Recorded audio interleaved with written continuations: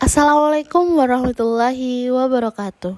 Selamat pagi, selamat siang, selamat sore, atau selamat malam. Kembali lagi pada mata kuliah pemahaman tentang peserta didik dan pembelajarannya. Pada kesempatan kali ini, kami kelompok 5 akan mempresentasikan hasil diskusi kami berkaitan dengan perbandingan senilai. Perkenalkan, kami kelompok 5 yang beranggotakan Anissa Astika Putri, Dani Melindra, dan Francesca Anggun Wijayanti.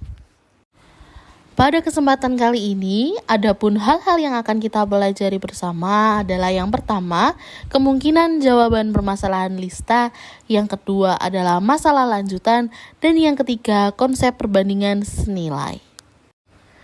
Yang pertama, kita akan mempelajari berkaitan dengan kemungkinan jawaban permasalahan lista. Permasalahan lista sendiri yaitu lista mengendarai sebuah mobil dengan kecepatan 60 km per jam. Berapa kilometer jarak yang ditempuh lista jika dia mengendarai mobil dalam waktu 2 jam, 3 jam, 4 jam, 5 jam, bahkan jam. Lalu, bagaimana kita menjawabnya? Untuk menjawab permasalahan lista, ada beberapa cara yang dapat kita gunakan. Cara yang pertama, dengan menggunakan penjumlahan. Ketika waktu yang diperlukan lista 1 jam, ia akan menempuh jarak 60 km. Sehingga untuk 2 jam, maka 60 km ditambah 60 km. Apabila 3 jam, 60 km ditambah 60 km ditambah 60 km. Begitupun seterusnya. Cara yang dapat kita lakukan kedua adalah dengan perkalian. Ketika lista mengendarai mobil selama 1 jam, jarak yang ia peroleh adalah 60 jam. Sehingga ketika 2 jam perjalanan, maka jarak yang ia tempuh adalah 2 dikali 60. Ketika 3 jam, maka jarak yang ia tempuh adalah 3 dikali 60. Begitupun seterusnya. Tidak jauh berbeda dari cara sebelumnya, cara ketiga ini menggunakan konsep jarak, kecepatan, dan waktu. Padahal ini peserta didik diasumsikan telah mengerti rumus jarak sama dengan kecepatan dikali waktu. Berdasarkan permasalahan lista sebelumnya, berapa kilometer jarak yang harus ditempuh lista ketika ia mengendarai sebuah mobil selama 2 jam, 3 jam, 4 jam, 5 jam, dan jam? Maka dapat menggunakan rumus jarak sama dengan kecepatan kali waktu.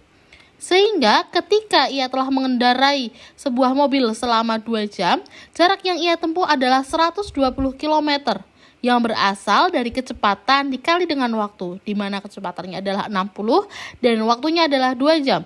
Sehingga jarak yang ia tempuh dalam 2 jam adalah 120 km. Sehingga begitupun juga untuk 3 jam, 4 jam, 5 jam, dan jam. Berdasarkan ketiga cara sebelumnya dapat dirangkum dalam sebuah tabel bahwa perbandingan senilai dapat ditentukan dengan penjumlahan sederhana dan juga perkalian sederhana atau jarak, kecepatan, dan waktu. Siswa akan memahami bahwa ketika waktu semakin banyak, maka jarak yang ditempuh semakin jauh. Masalah lanjutan berdasarkan permasalahan lista. Yang pertama, seorang pelari dapat menempuh jarak 6 km dalam waktu 1 jam. Saat ia berlari, sudah menempuh 12 km, diperlukan waktu 2 jam. Dalam waktu 3 jam, berapakah jarak yang dapat ia tempuh? Bagaimana solusinya? Mari kita simak. Untuk 1 jam, ia dapat menempuh jarak 6 km. 2 jam dapat menempuh jarak 12 km, yang mana menggunakan konsep penjumlahan sederhana, yaitu 6 km ditambah 6 km. Sehingga jawaban yang mungkin adalah 6 km tambah 6 km tambah 6 km atau 3 jam dikali 6 km atau jarak lintasannya. Sehingga ketika ia berlari dalam waktu 3 jam, jarak yang dapat ia tempuh adalah 18 km. Yang kedua, suatu konveksi baju memproduksi sebanyak 60 piece baju dalam waktu 6 hari. Jika konveksi tersebut memproduksi selama 18 hari, berapakah banyak baju yang dapat diproduksi? Solusinya yaitu untuk 6 hari dapat memproduksi 60 baju. Maka kita perlu menghitung yang dapat ia hasilkan dalam waktu 1 hari. Untuk mengetahui dalam 1 harinya, maka perlu membagi 6 hari dengan 6. Sehingga kita juga perlu membagi 60 baju dengan 6 pula. Jadi, dalam 1 hari dapat diperoleh sebanyak 10 baju. Setelah mengetahui baju yang dapat diproduksi dalam 1 hari, maka dapat ditentukan banyaknya baju yang dapat diproduksi dalam 18 hari. Sehingga jawaban yang mungkin adalah 10 baju untuk setiap harinya dikali 18 hari. Sehingga baju yang diproduksi adalah 180 baju. Atau menggunakan cara penjumlahan yaitu 10 ditambah 10 ditambah 10 hingga 18 kali. Sehingga jawaban yang mungkin adalah 180 baju yang dapat diproduksi selama 18 hari.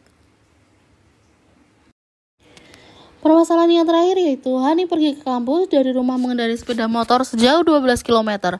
Untuk menempuh perjalanan dari rumah ke kampus, Hani memerlukan 2 liter bensin. Jika Hani harus pergi ke pantai dengan jarak sejauh 36 km dari rumahnya, lalu berapakah liter bensin yang dibutuhkan oleh Hani? Permasalahan ini dapat kita selesaikan dengan konsep penjumlahan ataupun perkalian seperti sebelumnya. Ditambah lagi dengan visualisasi bentuk garis, di mana 2 liter bensin dapat menempuh jarak 12 km, maka kita perlu menghitung jarak yang dapat ditempuh dengan bensin 1 liter. Untuk mengetahuinya, maka kita perlu membagi 2 liter bensin dengan 2, agar nantinya kita menghasilkan 1 liter bensin untuk mengetahui berapakah jaraknya.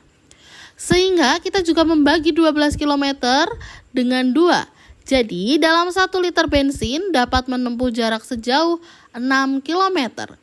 Setelah mengetahui jarak yang dapat ditempuh dengan 1 liter bensin, maka dapat ditentukan berapa liter bensin yang dibutuhkan untuk menempuh jarak sejauh 36 km.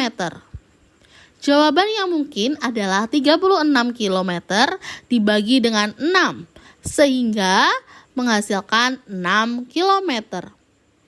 Maka, ketika jarak yang ia tempuh adalah 36 km, bensin yang ia butuhkan adalah 6 liter. Yang selanjutnya adalah konsep perbandingan senilai. Berdasarkan ketiga masalah lanjutan sebelumnya, dapat disimpulkan bahwa perbandingan senilai, yaitu apabila salah satu besaran tumbuh, maka besaran lainnya juga ikut tumbuh. Sebagai contoh bahwa 1:6 sama dengan 2 banding berapa? Berdasarkan proses yang telah dipelajari sebelumnya, kita dapat menggunakan cara penalaran proporsional sebagai berikut. Pertama, besaran 1 menjadi 2, maka 1 harus dikalikan dengan 2. Begitupun untuk besaran 6, dikalikan dengan 2 juga, yang nantinya akan menghasilkan 12. Cara kedua, yaitu 1/6 merupakan proses dari 1 dikali 6. Maka, lakukan proses yang sama untuk ruas kanan, yaitu 2 dikali 6, yang menghasilkan 12. Dapat disimpulkan juga bahwa apabila diasumsikan siswa belum memahami konsep perbandingan senilai ini, akan tetapi siswa telah memiliki konsep dasar perkalian, pembagian, dan penjumlahan, maka dapat membantu siswa dalam pemahaman perbandingan senilai. Hal ini dinamakan proses didaktif, di mana siswa tidak berorientasi pada rumus, melainkan pada prosesnya terlebih dahulu. Sekian presentasi dari kelompok 5, kurang lebihnya mohon maaf. Wabillahi taufiq wal hidayah. Wassalamualaikum warahmatullahi wabarakatuh. Selamat pagi, siang, sore, dan malam.